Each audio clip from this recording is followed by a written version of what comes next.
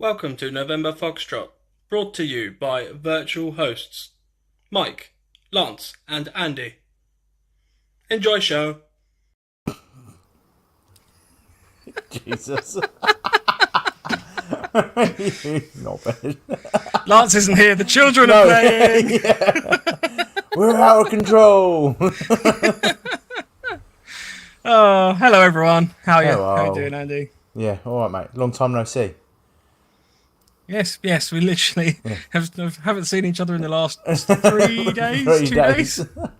So, hi Chris, hi Les, hi Marky Mark, hi Kenny, hi Paulus Wales, hi Kenny again.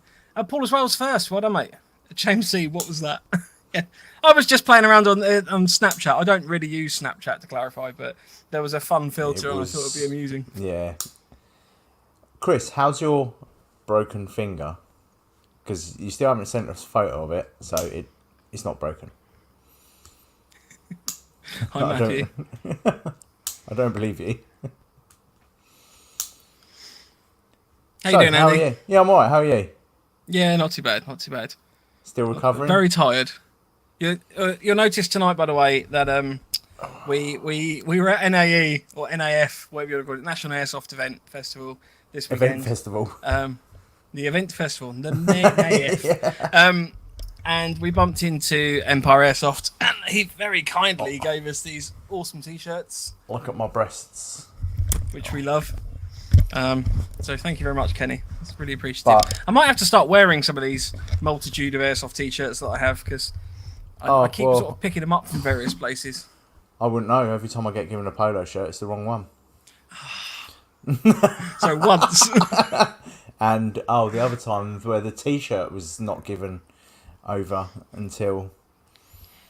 Just never give Andy anything. He's very unappreciative. Hi, Kieran. How's the cucumber? Hang on a minute. I paid for it. Yeah, so, hi, James. Hi, Kenny. Again. Ooh, side move. Yeah, mate. Ooh. Kieran says, evening, lads. How's the cucumber? Yeah. Cucumber is a brilliant vegetable / salad. Not really sure what it is. It's a... something. It grows underground? On the ground. No, it grows on the ground. It's not underground. Yeah. So it'd be a vegetable. Yeah. Not sure. It's a really good... I personally find it's really beneficial for going to some of the MilSim events or airsoft events in general. If you need a little bit of roughage and something fresh, cucumber tends to keep quite well for a couple of days at least. Hi Steve. Hi Fresh Meat. Hi Danny.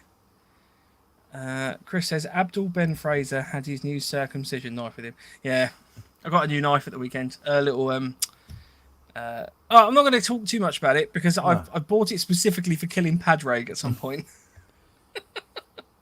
Cucumbers are a fruit. They're fruit. Yeah, Google says so. Yeah. They're the worst fruit then. They're like the worst fruit in the world. Yeah. Oh, there you go. So you learn something new every day. How long before you get turned into a meme tonight? Yeah. Well, considering literally he turned around to me the minute that he unpacked his gear and went, "Look what I've got," and pulled out this massive wrapped cucumber, and I was like, "Okay." After the recent couple of nicknames and memes that have been made from you, I'm slightly worried now.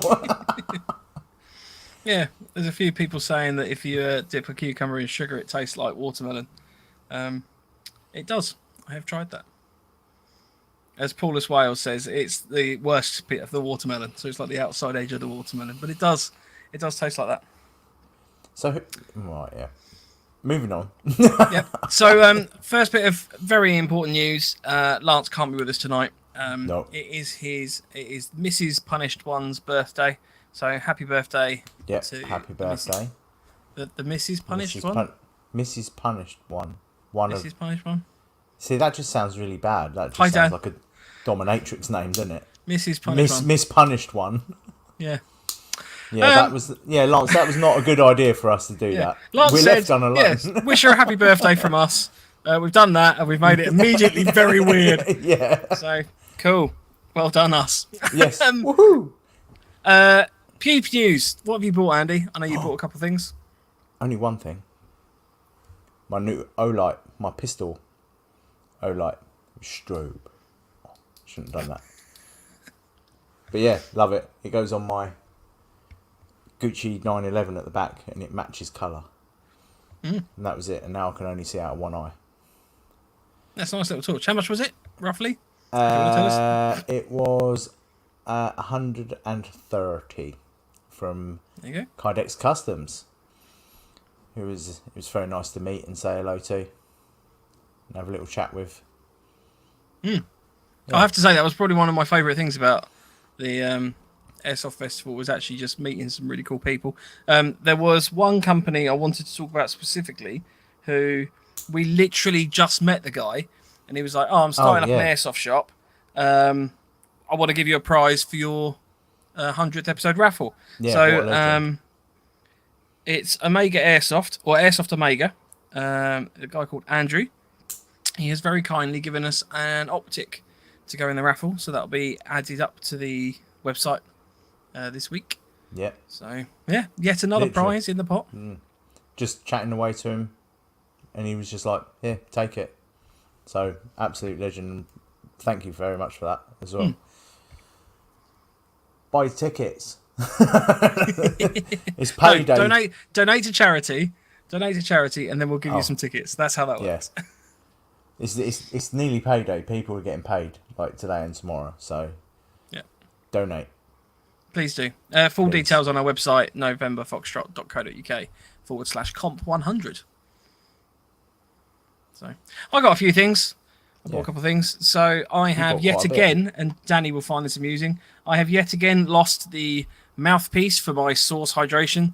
So I have had to fork out another £17 for this tiny bit of plastic, which is very frustrating.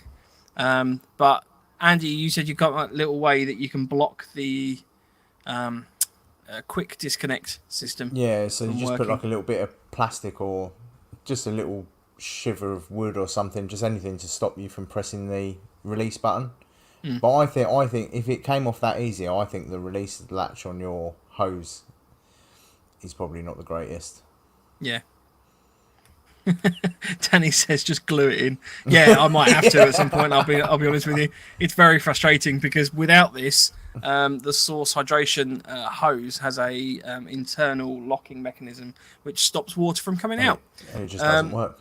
No, so I was having to use an Allen key to push that mechanism down to try and breathe in as much water as I could, but I couldn't get a proper seal around it. So probably gave myself Legionnaire's disease. So that was fun. So yeah. It did look a little bit like a Bunaki party though, because you're sitting there like that. Or Danny says buy one that doesn't have a button. There's the meme for everyone. Yeah, for Andy, not for me. Not for me. You're the one that lost the bit. The only thing I would say is, as a useful little tip that I find, is if there is anything like this, for example, which is quite fundamental to a bit of your kit working, it's always worth having spares. I actually had already used the spare, and I was a little bit disappointed that I had not got a second spare with me. So I have now bought 2 of these again. So yes, fundamental kit. I think I've got about 3 of those and 2 or 3 hoses now. Yeah, because it's cheaper for some reason to buy the hose and the mouthpiece than just the mouthpiece, which is mental. But I mean, don't get me wrong, Source is a brilliant bit of kit. It is just a bit pricey. That's all. But Ed says, Andy, I hear you're selling your tent. Talk to me. Ah, yes. Message me, big boy. I don't know why I said big boy either. I don't know what's wrong with me. It's this T-shirt. It's these T-shirts. Oh, Dan says, when I was in Kenya, I decided to eat an issued flapjack, as you do. Went to have a drink after I'd finished it, only realised I'd lost my fucking nozzle. Oh, shit. I bet you Yeah. as dry as the grass around you. Yeah, Ray says you can get a different hose. It doesn't have to be a Source one. I completely agree. I But don't it's know why I nice. did. I just bought another one, to be fair. Yeah. Marky Mark says, I did a review of my Mindel Desert Fox boots back in July. Damn, things have fallen apart. So bought another pair today, hoping they last a bit longer. So It's a good that's logic. the thing. I mean, if Yeah. it's kit that you use, then you will be putting it through its paces. Just mouthpieces on hydration systems shouldn't just fall off. But I think, to be fair, I've got it in a stupid place on my plate carrier. I think that's possibly one of the other You've got it reasons. quite low down, haven't you? You've got it where your gun I think it's rests. possibly just catching on my riff. rifle, and that's also not helping on my Yeah. riff. Yeah. The other thing I bought, so I went to the Military Odyssey on Monday. Ooh. Highly recommend that. So the War and Peace revival at the Hop Farm in Kent wasn't on this year. I think it got cancelled for some reason. But the Military Odyssey still went ahead. Not quite as many stalls as the War and Peace revival. There was less vehicles as well. So it was kind of more...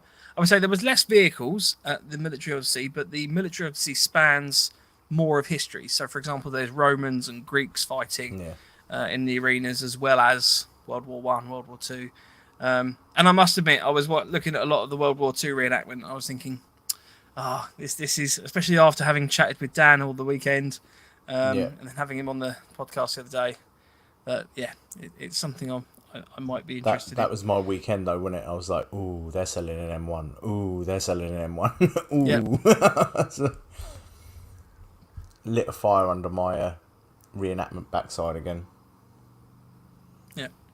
I can see it. I can definitely see the itch. I mean, it to me must be very expensive, I think. If you're going to get into reenactment properly, especially sort of airsoft reenactment, I mean, the Military, obviously, I kind of made a comment a few times, but you're walking around, the amount of money that must have been spent on some of the kit there.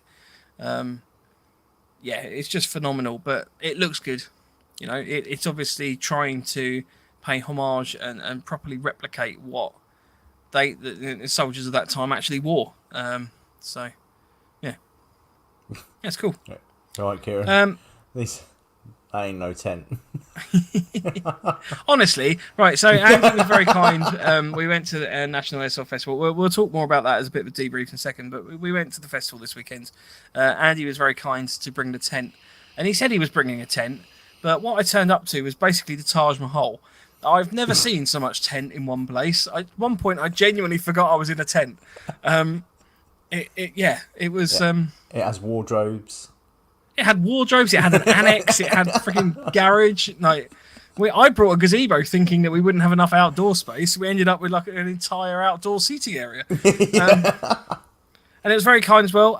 Friend Matt brought a barbecue. Yep. Kieran brought a massive bag of the MilSim lemon hardboiled sweets. So we're going to be giving those away in various packages and stuff like that. Yeah, thanks very much, as we go forward. So, because I don't think we could give them all the way to one person, we will give someone diabetes. I'm pretty sure you did that over the weekend, though. Oh, we did. We took our 3 kilogram bag of lollies, and I've come back with 1.5 kilograms. So, lollies don't get. I probably gave most of them to Dan, to be fair. But yeah, it was and good. Chris at Vortex. Yes. Yeah, Chris got quite a few. What was I going to mention? Oh, yes, the Military Odyssey. There was a reason to that really random ramble. I ended up buying 3 US IMRAs.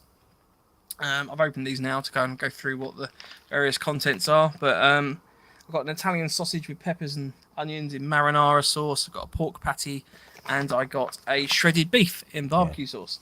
The menu I haven't had those 3 particular ones before, so I was quite interested to try those. Only thing is with menu 17, just to warn you, is that when you cook the patty in the bag, don't open it the way that they say to open it. Cut a bit off and pour some of the liquid out, because when you do that, every one that I've had just seems to explode and put maple Hot syrup. fat everywhere. Yeah, maple syrup, pork, juices all over your kit and everything. You just kind of go, well, that's me for the weekend. So I particularly enjoyed the little sachet of table sauce. which is like it's like a sweet syrup, isn't it? It's not Yeah. quite maple syrup. It's like the cheaper equivalent. But yeah, I've not tried those 3 particular ones. I have had the pizza one before. Have you managed to get hold of that? Mm. Yeah, they're all like 25 quid now. The pizza. Well, that's the ones. thing. They were £10 a pack. Yeah. That I managed to get those for. And you can also, I found a website where you can buy the full box A, which is 12. It's the first 12 menus for £150.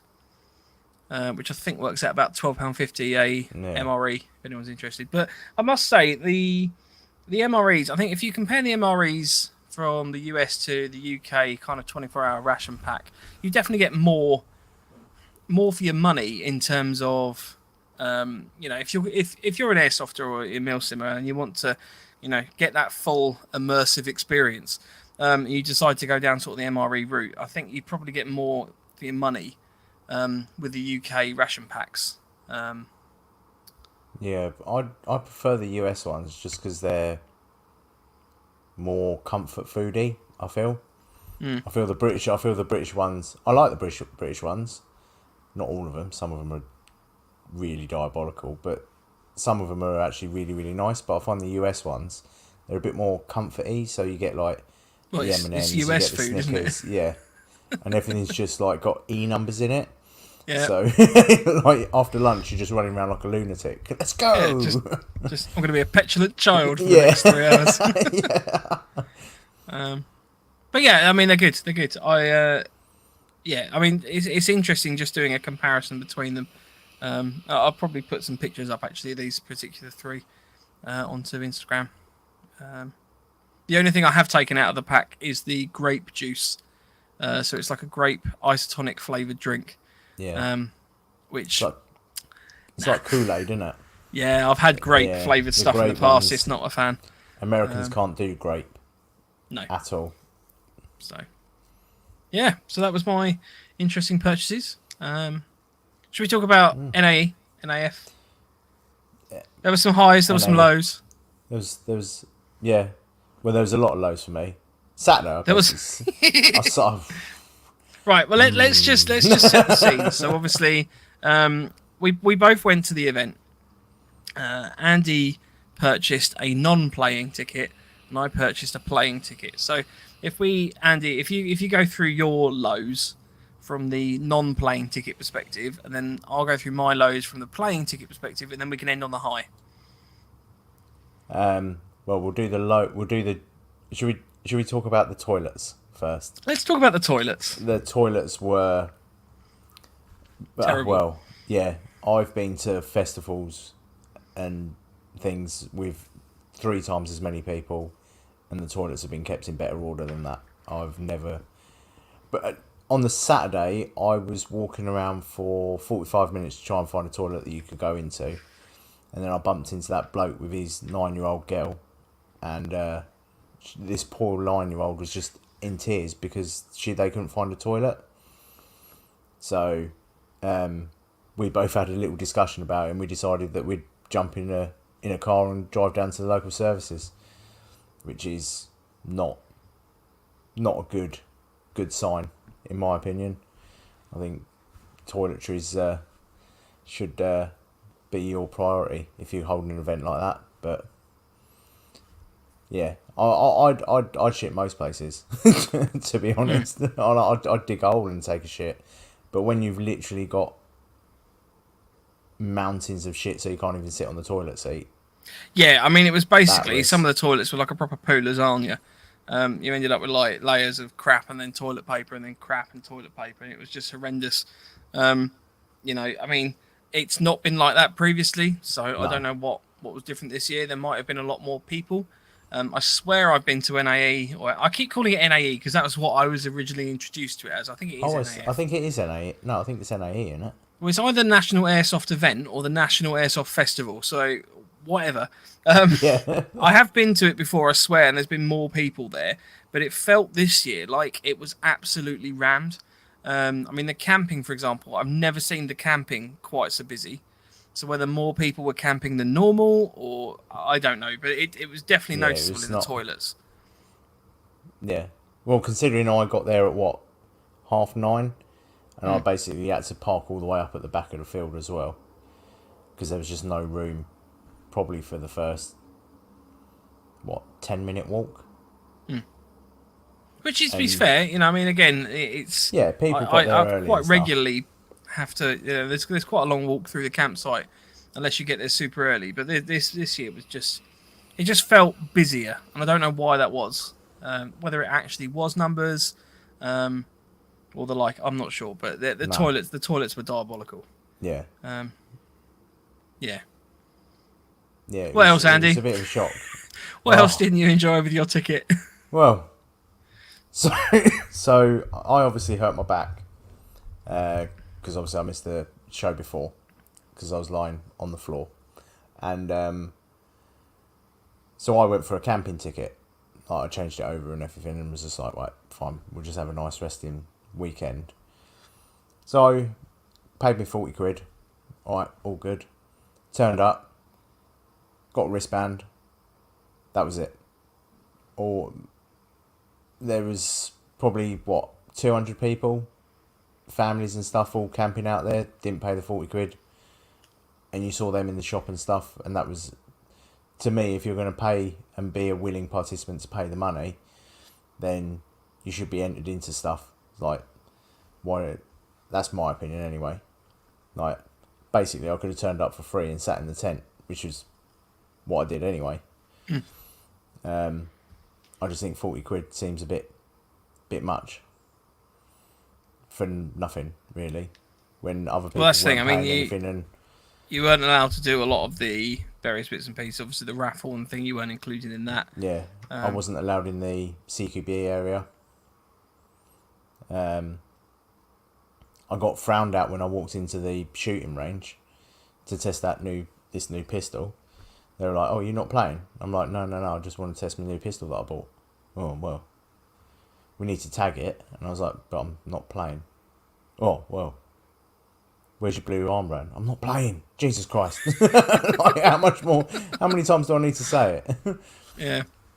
And I need a shit, so stop talking. Yeah, so from a camping point of view, I would say it's totally not worth it, in my opinion. Although the beer was cheap, which is what I was mainly looking forward to. I think, what was it, £4 a pint? Yeah. Which is still cheaper than what I was. It's almost like Wetherspoon's prices, isn't it? Like, yeah. It really wasn't too bad. No, I thought it was pretty good so, yeah. See, from a player perspective, I have a lot less complaints. I enjoyed myself. I thought the gameplay was the usual chaotic mix of skirmish. Basically, for those that have ever played sort of these big events, I mean, AI 500 is very similar. You end up with a lot of choke points. You've got a lot of players. You've got a lot of players with different levels of experience. I actually spent a bit of time having a chat with Ed about this, because you've got players that have absolutely no idea of the range of their rifles. So they're just rocking up next to you and just blapping BBs at the enemy. Oh, yeah. They are just falling short. There is no point in them firing, and all they've done is just announce your position, which is very frustrating. I think for a... Sorry, Ray just says £4 a pint is cheap. You Southerners have too much money. I think from perspective of a sort of a regular kind of MilSim player, you don't like just running in, getting shot, and running out again. You kind of not expect a slower game, but I think you kind of approach it in a slightly different way. I found it very kind of speed softy, which is fine, and you know it's horses for courses. And there was a few kind of good engagements that I had. Met up with a few very random people that I would never have sort of bumped in or otherwise, and we had some little bits and pieces that we did together. So like outflanking the enemy and stuff, which was cool. But it is a very mixed range of people that you get there. Yeah. So from that perspective, the airsoft's a bit hit or miss, but it was really, really good to meet all the people there. Sort of got the opportunity to catch up with some of the people that have been on the podcast. So Kenny was there. Shake their hand and stuff. Actually, just a bit of touchy. There was a lot of touchy. There was a lot of touchy. But giving out some sweets, meeting new people and stuff like that. You know, there's a few people that I'm hoping we might be able to get on in the future onto the show. There's some other bits and pieces as well we've got sort of planned from that. So I think from that perspective, it was really good. What we're going to do next year is we're actually going to suggest a November Foxtrot team. So if anyone's interested, we will put details up before the event itself. I need to be on a register. How me? We'll put some details up before obviously the event and the booking opens. And we're going to try to sort of get everyone there. If you're interested in coming, to kind of come under the November Foxtrot umbrella. So we'll probably get some t-shirts and bits and pieces made, probably very similar to these actually. Yeah. These are quite comfy actually. Basically use it as a bit of a social, so you don't have to play if you don't want to. I would suggest that you probably don't pay the 40 quid. I'd probably suggest don't pay the 40 quid. But you know, I mean, in terms of the money that I think you pay, I think it's £100 for the weekend. You can get down there. I think some people are there on the Thursday night. But I mean, it goes pretty much from the Friday morning through to the Sunday. It's sort of 2 days of gameplay. There's a raffle, there's a bar. I think the plan, if we do get enough people down, is we'll have a big barbecue on the Friday night. You know, a good social opportunity. So if anyone's interested, keep your ear to the ground. We'll make a point of sorting that out for next year. I thought it'd just be cool to go. It's an opportunity that we can have a bit of a social and get everyone together, because I know a lot of people go. So hopefully we can sort that out and we can all go together and all be friends. Yay! So yeah, cool. Anything else we want to bring up about NAE, NAF? No, I thought overall it was quite relaxed. I didn't hear any grumblings in regards to gameplay, which I have done in previous years. Everyone that I've spoke to that I know that went has said actually it was pretty good. You got 3,000 players. Of course, there's going to be a couple of cheats there, isn't there? So you can't. Here's our friends. Like you'll never get rid of that. Like 3,000 people, you're going to get some. But no one seems to really complain or anything. Yeah, as I said, the main issue that everyone was moaning around was the toilets. Yeah. Which again, you know, I mean, in all honesty, if enough of us decide to go, but you can also rent a private toilet, so we could rent a little porta cabin for our team specifically. Kane says, which team did you play on? We played Bravo. A, because it's orange, and B, because I've only ever gone on Bravo, and I am a sucker for not ever changing. I've only ever had the same Subway.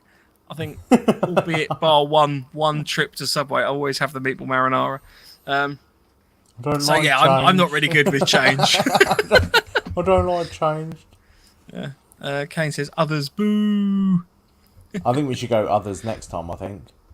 To be honest with you, I don't really care what everyone wants to go on. It'll be cool if we're all on the same team, because we can actually kind of do a little bit of teamwork and stuff in game. But yeah. Ed says, go for the social side. Airsoft is always going to be shit. Andy and I actually went to the loo in the forest next to the camp. Sue me. Oh, Andy, actually went to the loo in the forest next to the camp. I thought it said Andy and I. Oh, yeah. Well, yeah, that was another thing when... Hi, Kenny. I think it was James from Defiant kept saying that I was touching people in Portaloos, and I was like, where did this come from? I was like... Although I did put loads of stickers in the toilet. You did. You did. Loads of flyers. Made it creepy.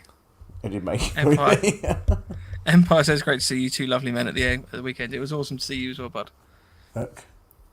Yeah. Ooh. Proudly branding wearing. our t-shirts. Right, should we do some general Q&A? If anyone wants to throw a question in the chat, please feel free to do so. It's always good if you guys can throw some weird and wonderfuls in there. Yeah, if you could just start the question with a Q, it just makes it easier for me to find it. We're going to start off tonight with a question that we received from, if I can find it quick enough, Jack Holton. So Jack was actually at NAE this weekend as well. HPA at MilSims. I have a tip from an N4 which has heavy blowback and is very loud to shoot, realistic rate of fire, and no speed softy features, running low cap mags. The question is, does anyone have experience with HPA at MilSims? Are they more hassle than they're worth? And if you get bumped from the harbour area, etc.? So I'm personally not a fan of line and bottle. I've tried it 2 or 3 times. I've tried it on a pistol, I've tried it on an LMG, and I've tried it on a MP7. And for me, because I tend to throw the gun or riff around a lot, I find that I end up just getting myself all tied up. Even if I've tried like proper cable management and things like that, I end up just getting myself in a big knot. And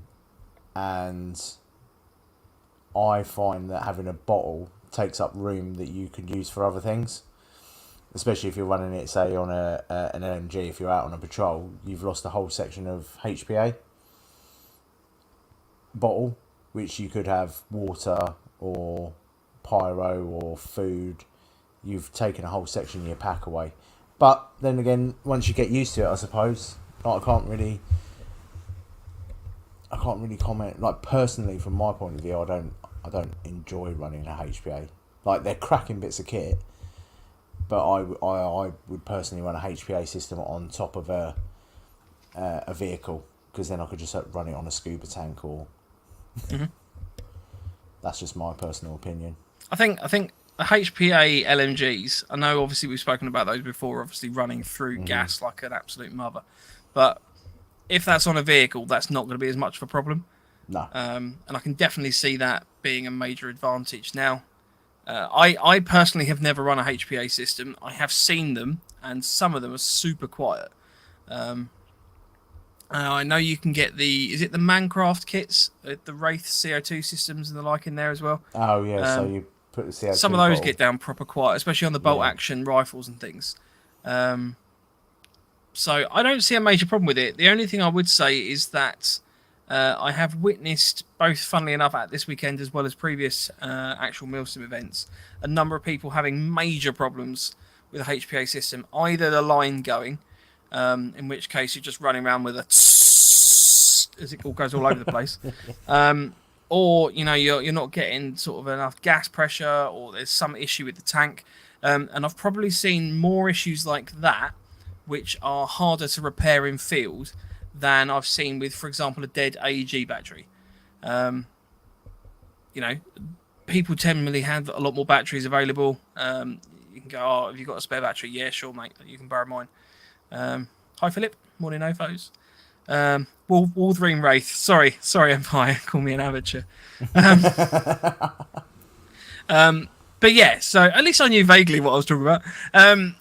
So I've seen a few issues like that, which I know kind of scupper a player's ability to play more than, say, with an AEG or a gas blowback or something like that.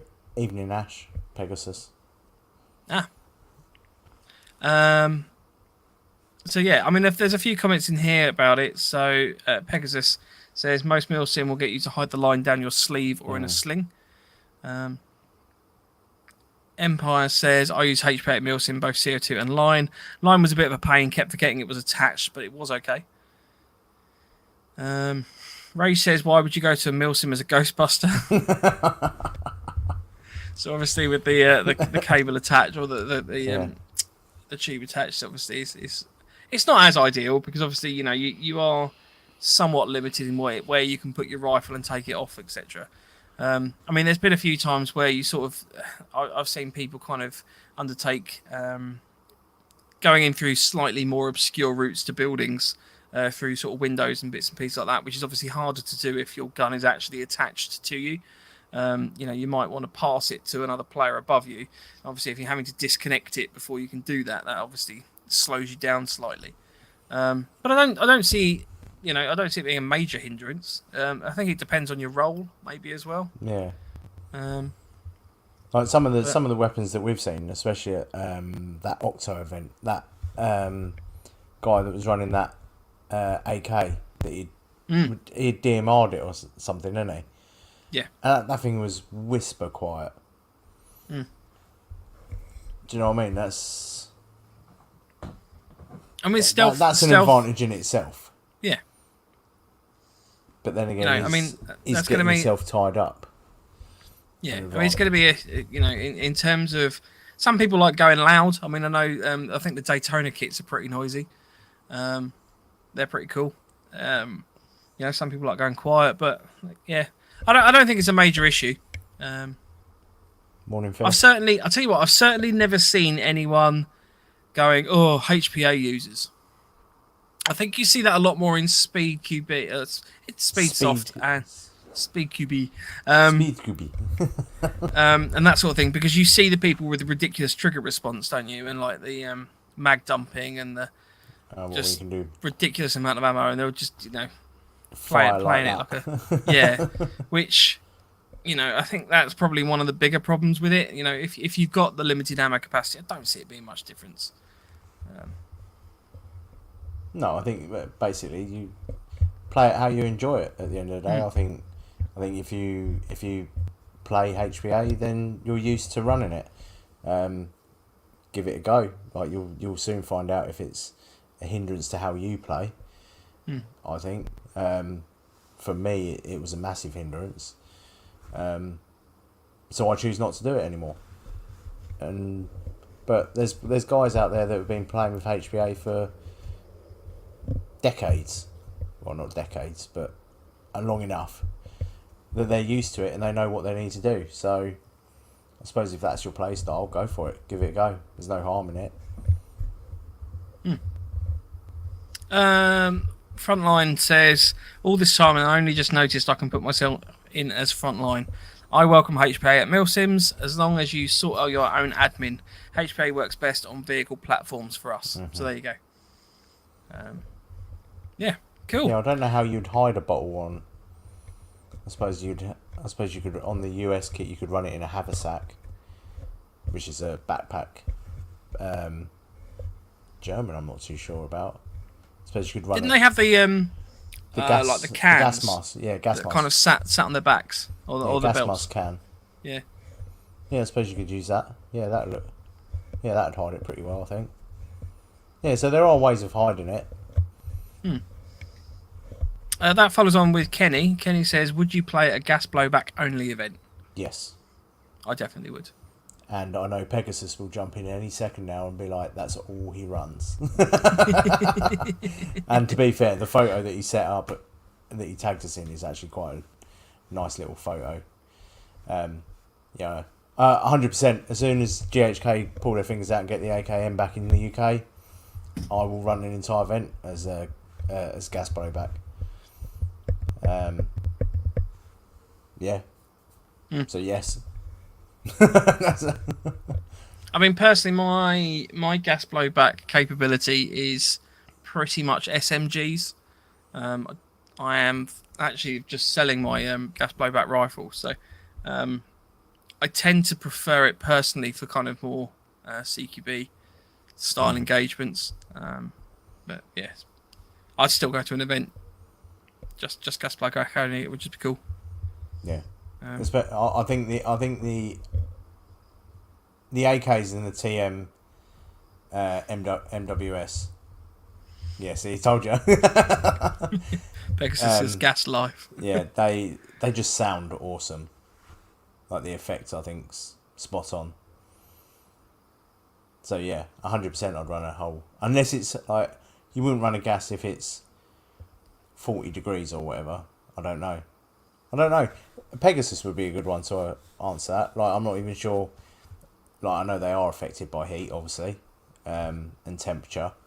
But when we had like the really hot weather, did that affect your weapon at all, Ash, at all, or don't know? Yeah, it'd be a good learning curve. Plus, you don't want to carry as many mags as well because they weigh a ton. The gas ones, don't they? So it's a little bit more realistic, I think, in regards to what you would carry with you.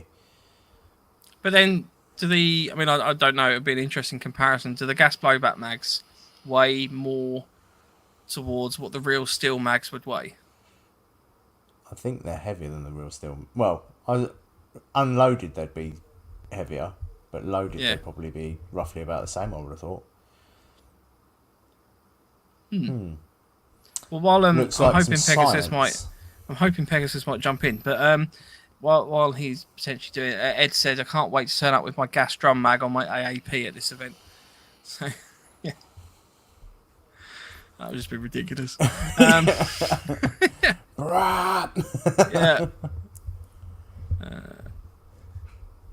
I'll tell you what, let's jump on. I don't know if Pegasus is going to add the message or not. So. Oh, he will do. We can always come back. I'm sure he'll write. Pegasus did say, how much did you have to pay Captain Vortex for that picture? Yes. Lots of lollies. Chris is a lovely guy. And he was talking, I think Edge iPro, he obviously helpfully gave us a load of Edge iPro for the raffle, as well as a Vortex site. So, huge friend to the show and really appreciate his support on that one. So, Pegasus said, I had to manage my FPS adjusting NPAS during the day. Any skirmish I was out with Chrono, I'd double a couple of times during the day, and personally I'll fall back to a pistol if I was sub 5 to 10 metres to be safe. No, yeah. So you do change your game style once, I'm guessing, especially if that's the only system that you're running. It's like LMG, like an LMG. Like I know when I should change over to my pistol, so I'm not lighting someone up at 370 FPS or whatever. Sometimes. So yeah. Why would you be on 370? That's a bit high, isn't it? No, a lot of sites allow LMGs to have a higher FPS. Oh, I've not come across that. Yeah, you still have to have MED. Yeah, but 370 is technically the legal limit, but a lot of sites just run it as 350. Yeah, it just gives you that little bit of flexibility, doesn't it? Okay, cool.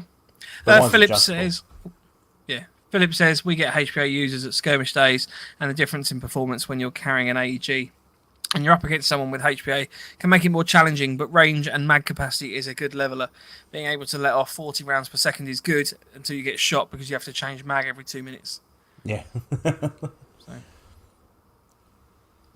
Pegasus says, they are the good sites, allows LMGs to have an advantage. Yeah, I've not come across that. That's an interesting one. So, cool. Right, there was another question. Alien World Airsoft. Good evening. Another question we had. Matthew said, I think that would be good to do something other than a skirmish day for the first time with you lads. So yeah, definitely. Yeah. If anyone's interested, come down to NA with us. I think that'd be cool. It'd just be nice to have like a proper relax, chill out, bit of airsoft, bit of food. The gyros or gyros, however you pronounce it, it's banging. Oh yeah, I've got to admit that was quite impressive. And those pizzas. Those pizzas were quite special. Yeah. Right, Paulus Wales says, what is your one die in a ditch no-go in MilSim? High caps, full face mask, etc. High caps. A lot of MilSims don't allow high caps. Though, do they? No, they don't. And then someone turns up and I was very disgusted by his... At least it wasn't one of the pull string ones. I was at a National Airsoft Festival. I had a high cap. I didn't even use that rifle all weekend, so no, you didn't. You can't moan at me. I think for me, it's an attitude. Personally, I think an attitude where you're better than someone else. Now, that's not to say that you can't be better than someone else. I know that there's like the Heresy group, for example, it is the elitist lives matter, and let's be honest with you. The Heresy group are generally better than probably most players. I would say they're quite high up in terms of their capability, the kit they've got, their attitude, the way they approach stuff, is quite high level. I don't agree with everything that they come out with, but fundamentally, I would say that they're sort of quite high up there. I think for me though, it's the people that look down on other players because they're not like that. There's ways and means of going about it. You can obviously help sort of teach people. If someone's doing something ridiculously unsafe, by all means point it out. But it's just because you might be superior to them in some way, you don't have to be a dick about it, basically. The thing for me is sort of the opposite of that, is people not wanting to try MilSim because they think that people are going to pick their kit apart. I've never been to a MilSim where I've heard someone go, you can't play or why are you playing, your kit shit? And I don't understand where this mindset of elitism for MilSim has come along from, because I've personally never experienced it. And then you tell people that you do MilSim and they instantly tarnish you with the brush of, oh, you do MilSim, you must be elite, you must have all Gucci gear. It's like, well, no, not really. Well, yeah, I do, but but I don't. But I don't rub it. I'm not going to brag about it. Yeah, but I'm not going to rub it into people's faces and say, well, why are you here? You're wearing I don't know, a Condor or an eBay plate carrier. Like, come along, enjoy it. I don't give a.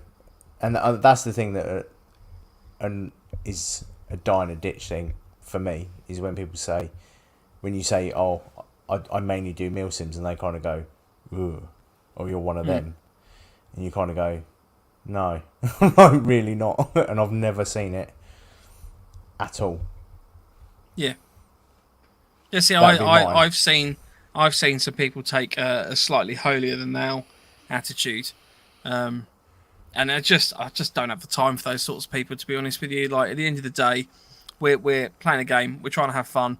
Don't get me wrong, there are things that I learn from events. I definitely don't claim myself to be in any way elitist. I mean, if you look at me, I can hardly run 100 meters without getting out of breath. So I'm definitely not in any way an elitist. But yeah, I mean, ultimately, I think it's just I just get pissed off with people with poor attitude. So, and it's also, I guess, with the attitude aspect, it's not just about being shitty to other players. It's shitty to the event organisers as well. So, for example, say you're at an event that's got a stag duty. Well, what puts you above everyone else for doing stag? You're at that event. That's part of that event. Yeah. And if you don't do it, the enemy get into the base and everyone gets pissed off because they've all been shot in the head. So, yeah. Mike's ex-Pie Finders. Yeah, thanks, Kenny. Oh, look who's joined. Puff up your chest. Puff up your chest. One. Oh, Lance. Oh. Hello, Lance. Yeah.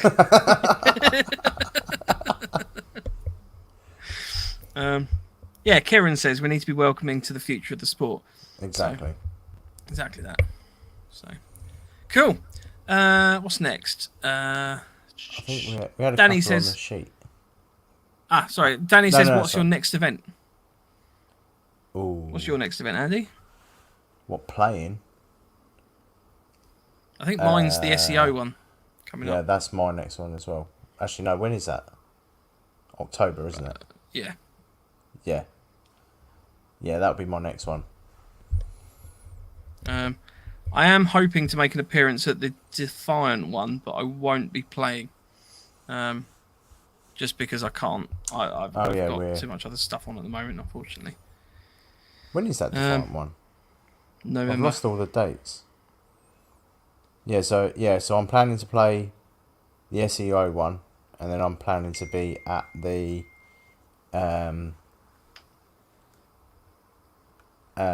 Defiant event as a non-player player.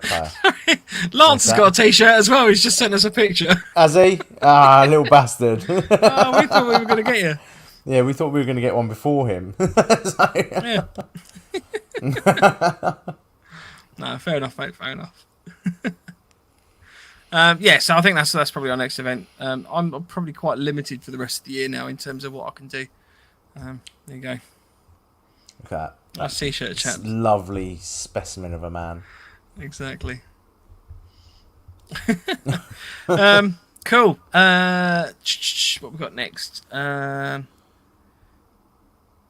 we still got a couple on that left over from.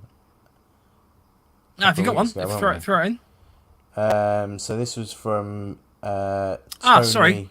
Sorry, just quickly. Defiant is the October 21st, 23rd. So there you go. Oh yeah. Not November. October. No. So we got one from Tony P. What advice would you give to a player who wants to run a DMR at MilSims? Or maybe we should leave that one that does DMR in. Advice. Maybe we should get Lance to answer that one. Lance. Yeah, Lance, just type out a response. What advice? I'd say just make sure that your kit's good. You're used to you're not going to spam the trigger, so you're not going to overfire. A lot of sites now say that DMRs you should wait until the first round hits before you let off the other one, just so you're not spamming at 430. I think they're allowed, aren't they, at most events now? 450. So you're not spamming someone off half a mile away. Airsoft half a mile. And get used to moving more at the rear, I would say, of a section. Like they wouldn't put you up front, I wouldn't have thought, because you need the people with a shorter range at the front, and you get called up if you need to take long shots, because if you get engaged, you need to be at the back, because you can fire over people and still get the range. I think it's more tactics than everything else. Your kit probably wouldn't change that much as a DMR user. You're not. So I would suggest you definitely need a radio. Yeah. I think if you've got a DMR with sort of decent optics, and the same for snipers, I guess. A lot of those roles are probably going to be more recon. You've obviously got more capability to see what's ahead. You might be sent off in a sort of a smaller section to go do a bit of a recon or an overwatch kind of role. And if you don't have comms with the rest of your team, that's going to be a bit naff, because, you're basically acting as their eyes in some situations. And if you can't tell them that there's something coming, then that's not going to be much good. Yeah, you'd be pretty much pointless if you can't communicate anything. But also as well, I don't think you'd really need any, like you could probably look into getting, say, like a half, like a ghillie hood or ghillie cape or something, because you have got the range so you can set up. But I think as a DMR, normally you'd be attached to a normal section. Sorry guys, I've just been shouted at in the chat by calling it a recon. It's a recce. Oh yeah. It's definitely a recon in my mind. That's never going to change. I'm sorry. Yeah. He's watched too many American movies. No, it's my American heritage. I can't help it. Big up all those Canadians.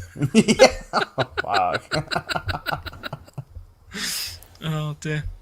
Punish one. Mr. Lance says make sure it's required for the event and it fits within the section you're in. Remember, a DMR isn't an assault rifle. It's hard to remember that sometimes. Yeah, definitely. So, he also says, I think of myself as very much a sniper support, ready to put down quicker rounds if a sniper comes under persistent fire. You, as a DMR, can lay down more rounds in the support of the number one. Oh, right, yeah. So you'd Pegasus have that. says, you'd have a DMR and a sniper as a two-man recce recon team.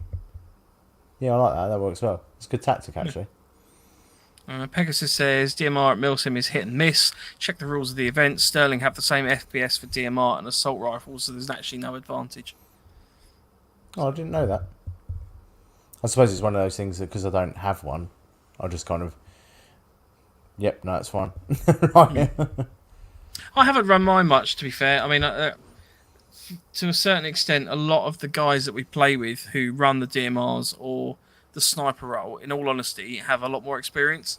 So I guess I kind of always opt for going within my comfort zone. I don't like change. Yeah. So I tend to opt for more like a rifleman or a support role, just because I guess I'm more comfortable with that. Plus, you don't have to aim. Exactly. Well, you have to aim a little bit, just vaguely in that direction, and then just walk in. Accuracy through volume is my... Exactly. Ratty says, what's the difference between a DMR and a sniper rifle? So the difference kind of comes down to... It depends on the event, but for the most part, sniper rifles being bolt action, I think you can go up to, is it 500 FPS? 500 at a lot of places. On .2s. I mean, the DMRs, they generally tend to be maybe 450 on .2s. And they tend to be an assault rifle platform. Yeah. That's locked into semi. So you could technically do it with an AK. Most people do it with an M4 or a variant of any description. I've seen a couple of AKs, whereas a sniper is literally a single tube bolt action, normally covered in leaves. Yeah. I mean, I think that the key premise is that obviously the bolt action requires you to physically move the bolt backwards and forwards. I know that can be quite a quick maneuver, but it's not just pulling the trigger repeatedly, which is obviously what the DMR can provide you. So James C says, I reckon I recon you should change your mind. It's a fucking recce. I can't help it.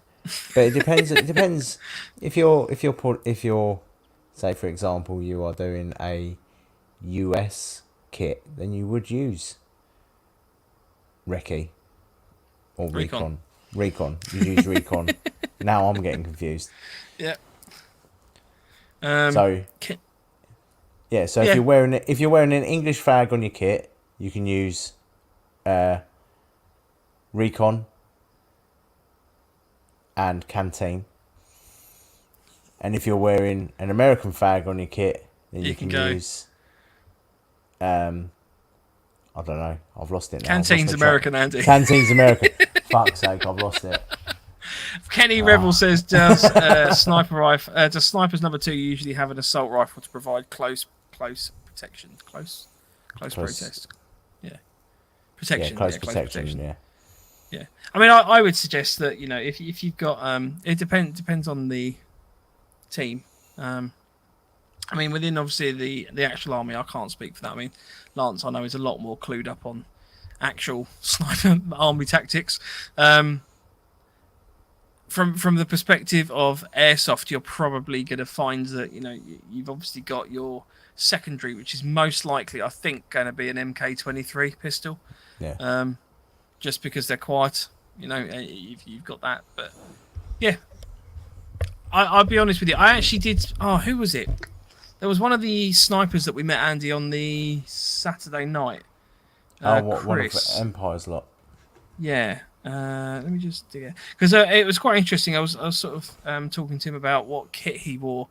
He actually sometimes takes out sort of a rifle and wears proper sort of skid lid and stuff, which I thought was quite interesting. I'd not come across that from a sort of a sniping perspective. It's sort of still going lone wolf and obviously bedding down, but I thought that was quite interesting.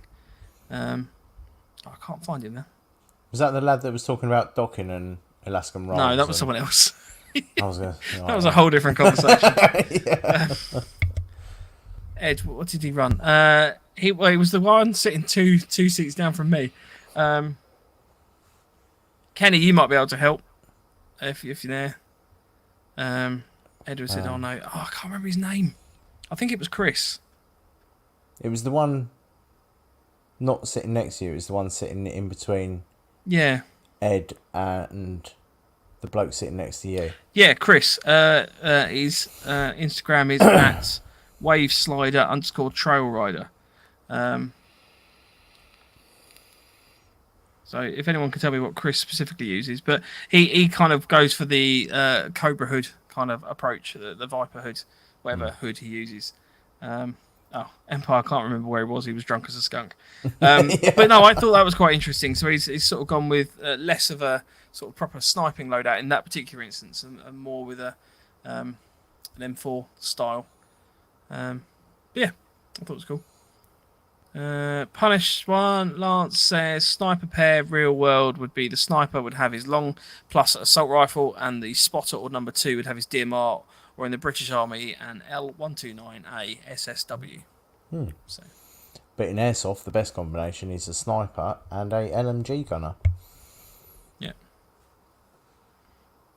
Because it's just rude. It's just a rude. There's nothing rude better combo. than when you can properly surprise someone with an LMG. Yeah. So Ed says you were in the sniper's lair at that camp. Honestly, we I've never been so to, hot in my life either. it was so warm. They had a proper full like cast iron chimney there, and Ed had invited us over sort of earlier on, so we kind of wandered over and sort of met a few people we hadn't met before. And honestly, they're all snipers. Like they all just absolutely love dressing up as a bush in the day. There's a brilliant photo on Empire's Instagram. Which is just Kenny sitting in the middle of a load of people dressed in ghillie suits. And I think it was someone called Sophia something had said, boy, that guy likes horticulture. Proper loved it. It was great. But yeah, so, I learned a lot sitting around that roasting inferno that they called a chimney. I walked over, like at our camp, we were freezing cold. We walked over wearing like jumpers and everything. Sat next to that. In 10 minutes, I'm in t-shirts and I'm rolling up my trousers because I'm absolutely sweating my arse off. Yeah. That's cool. I think if you're ever at an event and you get an opportunity to go and meet people that you've not met before, go and do it because you definitely learn stuff. You know, at the very least, you might make a new friend. I learned a whole lot of stuff about. There was one guy just going on about cottaging for quite a while. I learned a lot of things I probably don't really want to know about. We'll never need to know again. No, unless it's some really random pub quiz question. Yeah. Anyway, should we bring it back on track? Which direction do you rim in? Was one, wasn't it? Is counterclockwise or clockwise one of the conversations? James Wilkins says, any riffs that you'd want a company to release? Yeah, I want the new US Army support weapons come out. I've forgotten what they've called it. The M249, I think they've called it. The new one, the plastic looking one. Because they're getting rid of the saw, aren't they? I honestly can't remember what they've called it. I want the XM250 automatic rifle. Yeah, I want one of them. It's one up from the M249. Yeah, I can't wait for the M251. Yeah, I want one. I can't really think of one, to be fair. The only thing I could think of that isn't an actual product yet, but I would love to see something, and we have discussed this briefly before. I'd love to see some sort of better weapons platform for taking out vehicles. So, for example, like a law launcher, but instead of it necessarily firing like a full pyrotechnic at something, maybe I don't know, maybe something with a laser or something like that, that you have to like hold on target for a certain amount of time. Or I just think it would be a cool way to actually envisage an anti-vehicle team. So rather than just I've just lobbed a Mark V at the truck so it's out of action, or shots on drivers and things like that would be cool, but I don't know, something like that I think would be quite cool. Yes, Terry, it's made by SIG, so I'm hoping someone will make it, because I don't know who's got the current SIG patent. Pegasus will know. We should really. I should be fired. We'll just get Pegasus on. He knows more than me.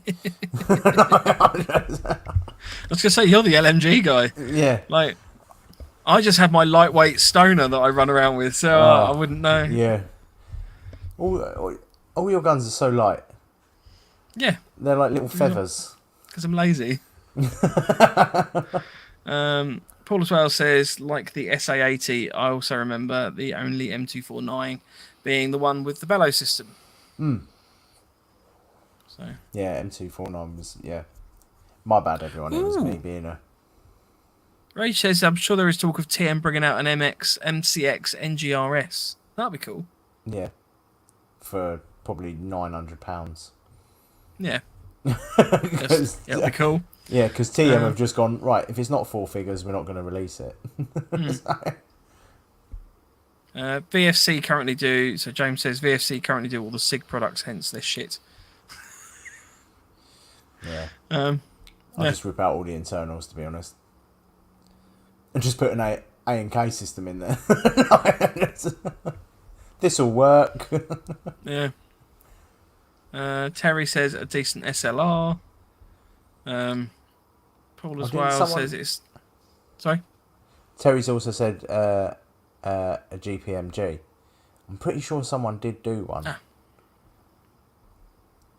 But it's like, I'm pretty sure someone did. Honestly, I swear to God, I'm drunk this evening. My mind just doesn't work. Like, honestly. That's because you're tired after the weekend. All that cucumber. Yeah, all that sleeping during Saturday. Paulus Wales says it's not like the old days. I remember there were loads of guns that hadn't made it to airsoft, or at least decent ones hadn't yet made it. So, yeah. I think most Bren gun would be cool. Oh, I tell you what, I'd love an airsoft Lewis gun. Oh. I've got a weird affinity for Lewis guns. I just think they're cool. I did a World War One play years ago, and I agreed with the director if I could make a relatively realistic looking Lewis gun prop, then I could carry it on stage. So I did, and it's wicked, and it now sits in my lounge. Just don't really know where else to do it, but I'm very proud of it. But I'd love to see like a proper Lewis gun set up. That'd be cool. Yeah, or 50 cal. 50 cal could be quite fun. Shooting out tennis balls. Freshman says a Vickers, yeah. I'll put a picture of the Lewis gun up. I think there is one on my Instagram if anyone's interested. But I'll put one on the NoFo Instagram as well. We actually had another question in. I'm just going to jump into. What's your top 5 movies that get you in the mood for a MilSim event? Shaving Private Ryan. I mean... Just watch porn. Yeah, just watch porn. Nothing better than prepping for a MilSim, watching porn. Because you don't really get to see much porn while you're there. So, get it all in before. I don't know, I tend... Mine would be SEAL Team. On Paramount Plus now. I tend to watch a couple of episodes of that. Gets me juices flowing. I don't know. Fair enough. Yeah.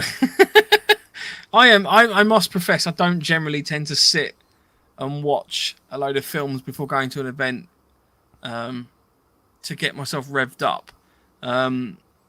So for some of like the historical ones that we did, like the Falklands, I've watched sort of bits of footage and stuff like that, and sort of tried to get a little bit more into the background of that event.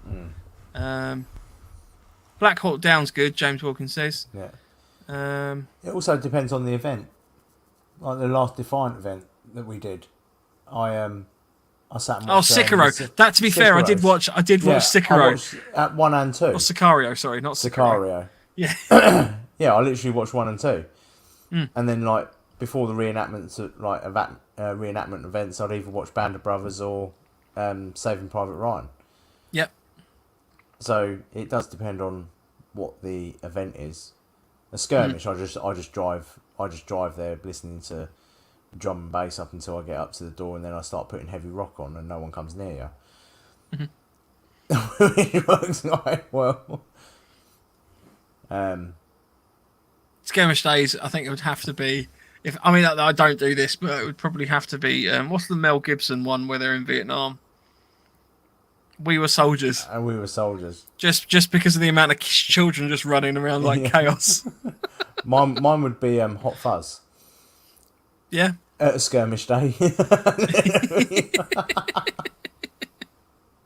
Ratty says Aliens. Kieran's Full Metal Jacket. Oh, Ray's just randomly watches Jaws. Kenny says if it's an 80s based game, Who Dares Wins or Wild Geese. Yeah. I love Wild Geese. That's a cracking film. Or you could always watch Hot Shots. You ever watch Hot Shots with Charlie Sheen? Yeah. Where I think it's Hot Shots 2 where he does the one where he's Rambo and he's got the knife that does all the stupid things. Pegasus says Zero Dark 30. Paulus Wales, Ultimate Force Series 1 or 2. Empire says no man wants to know about your juices. Fresh Meat just watches midget porn for some reason. Porn. Danny watches 13 Hours, so that's cool. I like it. There's a good shouts in there. Right, next question. I'm conscious of the time. We'll try and get a few more in before we call it a day. Yeah. If you could only choose one loadout to use, what would it be and why? Oh. Well, for me, obviously, it'd be the LMG. Kit-wise, While you're thinking, I agree on the LMG front. I think that's a generally. I just like that role. yeah. After this weekend, I'm definitely looking at getting a chest rig set up because I got way too hot in my plate carrier. I'll send you the link to the one that I've got. It's lush. Okay. It's proper. We'll have a chat later. Yeah, it's a proper anti-sweat one as well. Cool. Yeah, kit-wise, I'm quite a big fan of digital camo. After running it at a couple of events and seeing actually how good it is up close, I'm a big fan of AR2 in the summer and Marpat in the winter, in like autumn winter times. Mm-hmm. And that's it. Yeah, plate carriers and chest rigs and stuff is all dependent on the scenario, I think. I'm definitely more of a plate carrier person. If you can only pick one, what would you pick? The plate carrier? Yeah. Yeah, I think I would I'm more agree. comfortable in a plate carrier. But then again, if it's 36 degrees outside, I'm not going to go, oh, yes, I'm going to sweat and die in my plate carrier when I can. No, but if you had one to choose for the year, I would argue that the UK weather is probably more cold than it is hot. So I would definitely pick a plate carrier from that perspective. Mine would be plate carrier just because I like the more real estate side of it. Yep. I'd probably go with a woodland camo, so either DPM or US. Again, just because, you know, I don't have a problem with MTP or multi-cam or whatever, but I just have an affinity for that sort of classic woodland look. So, yeah. Hey, I'm moving on from that. If you could do any loadout, what would your loadout be? I was going to say Stormtrooper, but that might upset Kieran again. We saw a Stormtrooper at NAE, and I pointed out it was a Stormtrooper. And Kieran knows a lot about Stormtroopers. Yeah, more than what I knew. I didn't know that there were different types of Stormtrooper uniform and stuff like that, and Kieran could spot it depending on the certain panels and things like that. I was like, oh, okay, cool. I really enjoy Star Wars. Yeah. Or Star Trek. Star Trek. I really enjoy Star Trek. Star Trek. Oh, yeah. I'd quite like to do I'll probably do a full-on Vietnam. Yeah. Tunnel wrap would be quite a good one, or just like an M60 loadout. I think could be quite cool.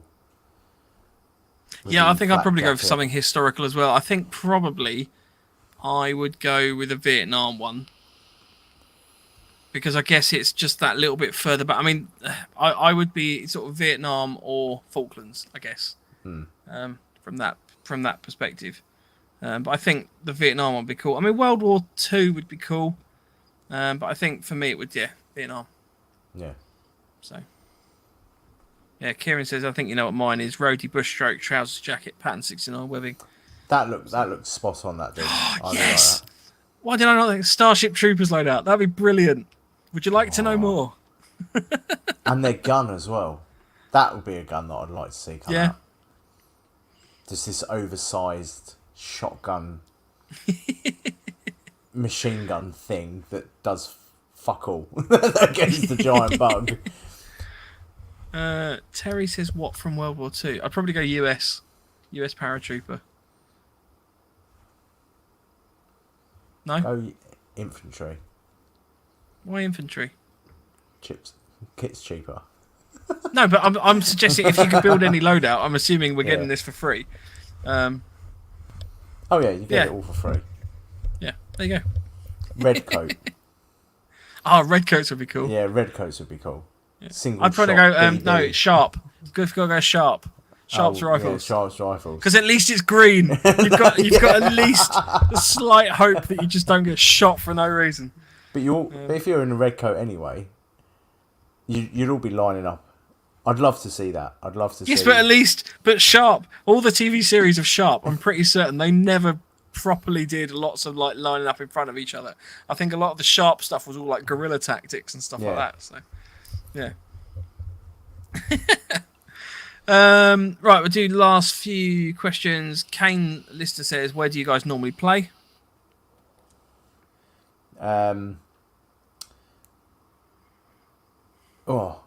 Rift would be my one. Rift Airsoft, mainly because I'm marshal there as well, and it's my local site or sites.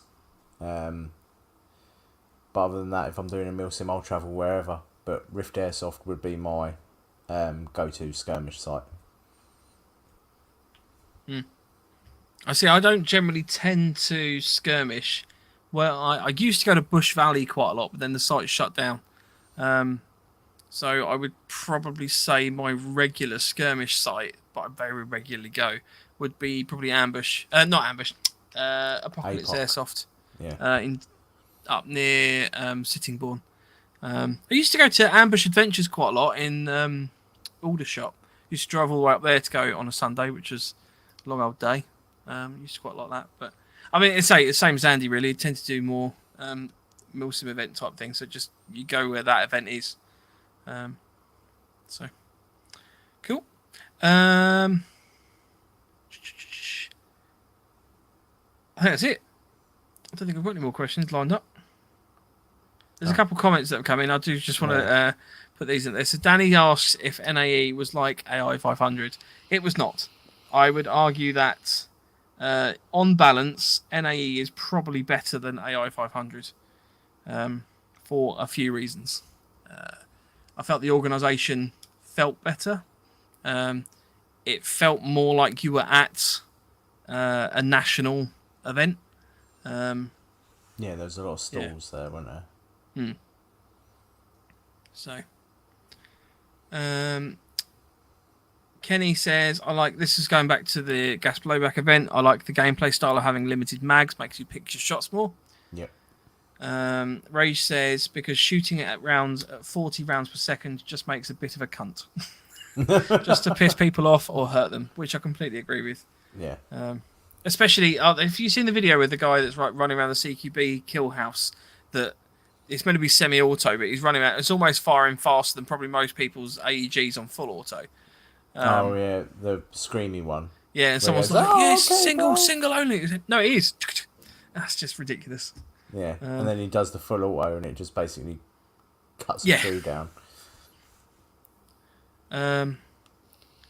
Kenny says, was there hedge P? Was there hedge P in Bush Valley? There were lots of hedges. I don't know what that means. Okay. Sorry, Kenny. Yeah, that was thrown me. An MP. Yes, Pegasus says an MP would be fun. Yeah, just walking around. No, you can't do that. Maybe that's what they should do marshals as. The one that I did want to just comment on was Rage's. Somebody had mentioned about Tropic Thunder, and Rage says, "I'm just a dude dressed as a dude playing another dude," which is definitely a MilSim roleplay event. So, hands down, that's very appropriate. Cool, right? So we'll probably call it a day. Do you want to introduce next week's episode? Have we got that sorted out yet? No, not yet. We haven't sorted out. Okay, we potentially might have a guest. On. We potentially have a guest next week. We just need to confirm they are attending before we release it, so it should be a good one. Please don't forget, obviously, the 100th episode raffle. Full details on the website. We've also got the Build Your Own Plate Carrier competition. That will be for the 100th episode as well. We are currently on episode 92, so it's only 8 weeks away. We might have to slightly mix it up because we're not sure exactly what day we're going to be doing it on yet. But it'll be sort of around that time. We're not I think that's sure everything. Where we're doing it yet? No, we got to work that one out. We got to work that. Oh no! I think we have a venue. I think we have a venue sorted. The pub. Yes. So cool. I think that's everything. Yes. Unfortunately, I'm hoping Lance will be back next week. So yeah. He might not unless we've upset him. We might upset him. Although I don't think we'll upset him. It takes a lot to upset Lance. Les just quickly says, what prizes did you give out at the weekend? So at the weekend we gave out, we had a Hunt Me competition because I was the only one from us that was there. Out on the basically. field. So it turns out that this one guy that won it actually had screenshotted the photo that we put out on Instagram and was actively hunting me down. Yeah. And then What a it was only legend. by pure coincidence I walked past the guy and he grabbed me and went, Are you this guy? And I was like, yeah, this is cool. Yeah. So we very, very kindly, Dale had very kindly donated us a pump action shotgun from the Reaper boys, which is, it was massively appreciated. So we put that together with some stickers, some lollies, and some other bits and pieces. And we I would say quite proudly, it was nice. Yeah, it was nice good to find someone that we felt was actually wanting that prize and sort of was deserving of that prize. Yeah. So that was quite cool. And if anyone feels like giving him a follow, he's only got 4 or 5 followers, I think. Oh now. yeah, let's get loads of people to follow him. Come on, guys. So the winner of our hunter game, very sound lad, been playing for what was he? What did he say? 3 years? Something like 3 years. Yeah. Yeah, absolutely sound lad. So, and he's only got what, 2 pictures, 1 picture. Something like that. So he's Charlie Robinson 2028. Yeah. That's CHARLIRE. I can't spell. I'm just gonna write. But there's a link on our on the post as well. So let's see if we can get the lad some follows and see if we can. Yeah, that'd be cool. We'll just randomly start following this poor guy. See if we can't pull him over to the MilSim side of things. There you go. It's information on Charlie Robinson 2028 on screen now. Go give him a follow. Lovely guy, absolutely lovely guy. Yeah. So. And to be fair, you've got to give him a prize for hunting him round. Basically, ever from the Friday night onwards, wasn't he? You basically screenshotted it and was hunting him. Yeah. Like, just going for it. Sorry, Ed has just messaged me a photo of him wearing his t-shirt as well. So we're all proudly advertising our Empire Airsoft t-shirts. And thanks again, Kenny, for those. I really appreciate it. I do like a t-shirt. The last thing I just wanted to mention, just a reminder. Obviously, the Red Tide Defiant events is coming up. I'm just trying to very quickly find the message that had the dates on it. It's October. Oh, it's on the. Yeah, I've lost it. Hang on. Yeah. Definitely go check out Defiant events. Also, Red Tide 2 is the 22nd and 23rd of October. If you do get to go, image. hopefully we might get to bump into each other. That'd be cool. Yeah, cool. Right. Awesome. Thanks, Rage. October 21st, 23rd. Yes. Yeah, because I think you can stay the night before as well. I don't think it's not a game. I think it's just like a relax. But, yes, but going back to the 100th episode, raffle, please donate to the RBLI. It'll be really, really cool to try and raise. I think we set the target at 500. We are currently at 270, I believe. So it'll be really, really cool if we can meet that 500 target. But massive appreciation to all those that have donated so far. Right, cool. Yeah. I think that's everything. Definitely. I think we've had a good evening. Yeah, I have. It's been lovely. Yeah. Right, contact us on that. Yeah, contact us on these as well. Yeah. And you're going to do just NoFo. Yeah. Spill. You can email us at nofochat@hotmail.com. Instagram is at November_Foxtrot_NoFo. And our website is novemberfoxtrot.co.uk. We'll be back next week, 8 p.m. on a Wednesday for a load more random rubbish that we like to talk about. And the stripper pole is not coming out just yet. Not yet. Not yet. That's my only stripper pole at the moment. Right. Say goodbye, Andy. Bye, Andy. See you later. See you later. Stay NoFo.